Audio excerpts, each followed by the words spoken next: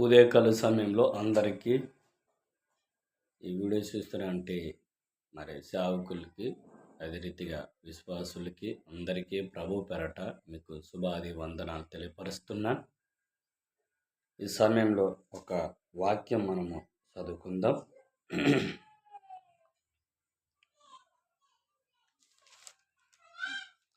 55 కీర్తనలు 22వ వచనం చూద్దాం. నీ భారము యెహోవా మీద మోపుము, ఆయనే నిన్ను ఆదుకొనును. నీతి మంతులను ఆయన ఎన్నడూను కదలనీయడు.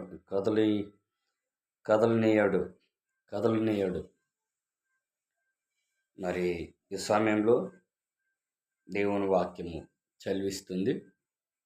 మనం ప్రతి ఒక్కరు కూడా మనం చేయవలసింది ఒకటి ఏంటంటే మన భారము యెహోవా మీద మోపాలి.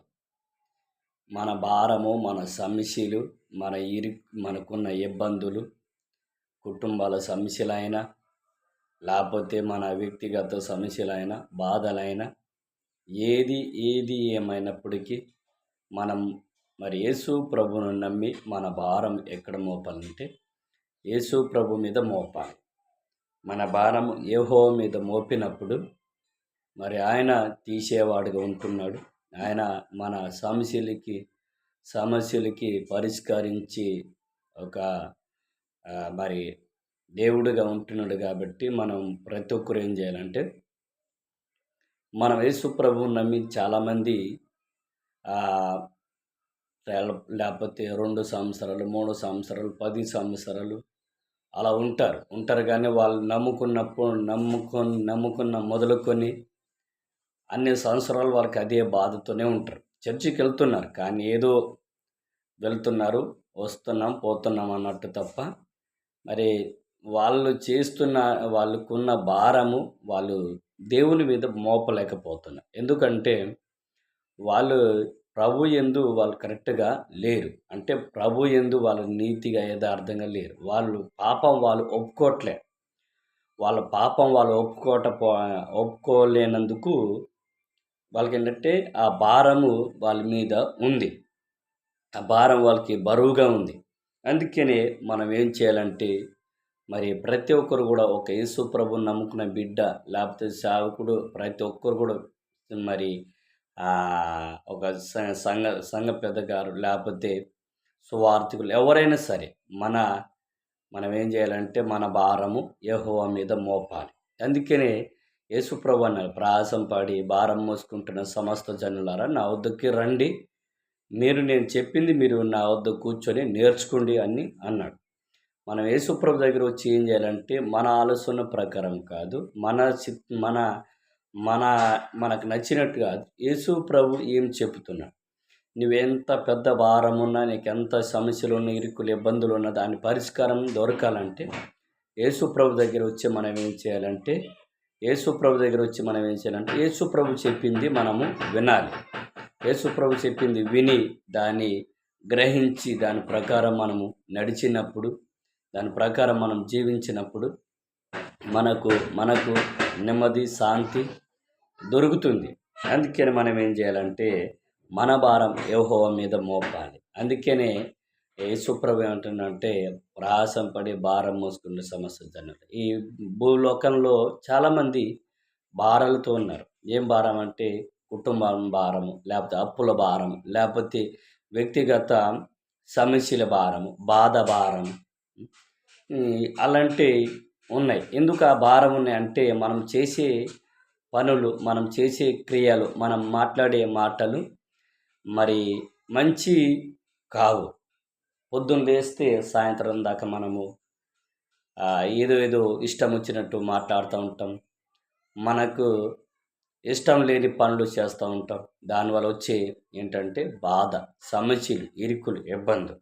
అందుకే మనం ఏం చేయాలంటే మన భారం యెహోవా మీద మోపాలి. ఆయన నిన్ను ఆదుకుంటాడు. ఆదుకునే నాయకుడు, ఆదుకునే దేవుడు. ఈ లోకంలో ఎవ్వరు ఆదుకోరు. మనం ఇష్టానుసారంగా జీవిస్తే మనకు మంచిగా ఉన్నప్పుడు అందరు మన చుట్టాలు, బంధువులు, మిత్రులు వస్తారు కానీ మరి మనకు ఏదైనా ఆపదలు వచ్చినప్పుడు మన రక్తమందులు, మన పరివారు, మన కుటుంబీకులు ఎవ్వరు రారు. కానీ మనం ఏం చేయాలంటే ఆయన ఆదుకునే దేవుడున్నాడు. ఆదుకునే దేవుడున్నాడు. నన్ను రక్షించే దేవుడున్నాడు.